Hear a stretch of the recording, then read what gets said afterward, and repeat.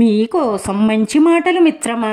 పూర్వకాలంలో పార్వతీదేవి పరమేశ్వరుణ్ణి, స్వామి మానవులందరూ ఎందుకు ఇంతలా దుఃఖంలోనే ఉంటున్నారు, మానవులందరూ సంతోషంగా ఆనందంగా ఉండాలి అంటే ఎలా ఉండాలో మీరే కొన్ని మంచి మాటలు మానవుల కోసం చెప్పండి స్వామి అని పార్వతీదేవి అడిగిందట. ఇప్పుడు పరమేశ్వరుడు ఇలా కొన్ని మంచి మాటలు చెప్పారట. అందమైనది ఎప్పుడూ ఆశ పెడుతుంది, ఇష్టమైనది ఎప్పుడూ కష్టపెడుతుంది. విజయం కలిగిందని విర్రవీగకు, అపజయం కలిగిందని నిరాశ చెందకు. ఎందుకంటే విజయం అంతం కాదు, అపజయం చివరి మెట్టు కాదు. వాళ్ళు నా వాళ్ళు, వీళ్ళు నా వాళ్ళు అని నువ్వు అనుకుంటే సరిపోదు.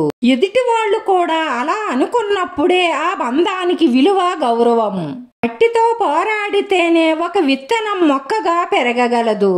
జీవితంలో పరిపూర్ణంగా ఎదగాలి అంటే ఎదురు దెబ్బలను తట్టుకొని నిలబడితేనే ఏ మనిషైనా విజయాలను సాధిస్తాడు.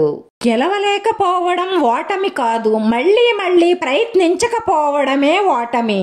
కష్టపడుతూ పైకి ఎదిగిన వాడికి విలువలతో కూడిన సంస్కారం ఉంటుంది. అదృష్టంతో ఎవరిదో వచ్చి కలిసొచ్చిన వాడికి నువ్వెంత అన్న అహంకారం వస్తుంది. మనతో ఉన్న వాళ్ళందరూ మన వాళ్ళవ్వరు. మన ఇష్టాన్ని గుర్తించి కష్టాన్ని అర్థం చేసుకున్న వాళ్లే మనవాళ్ళు.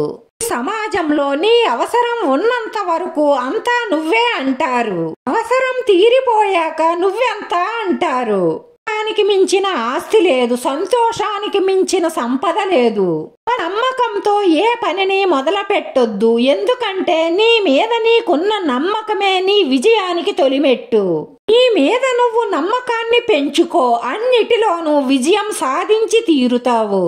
ఇన్ని మంచి మాటల్లో మీకు ఏ మంచి మాట నచ్చిందో కామెంట్ చేయండి. వీడియో నచ్చితే లైక్ చేయండి, షేర్ చేయండి. సబ్స్క్రైబ్ చేసుకుని పక్కనే ఉన్న బెల్ ఐకాన్ క్లిక్ చేస్తే నేను పెట్టి ప్రతి వీడియో కూడా మీకు వెంటనే నోటిఫికేషన్ వస్తుంది. ధన్యవాదాలు మిత్రమా.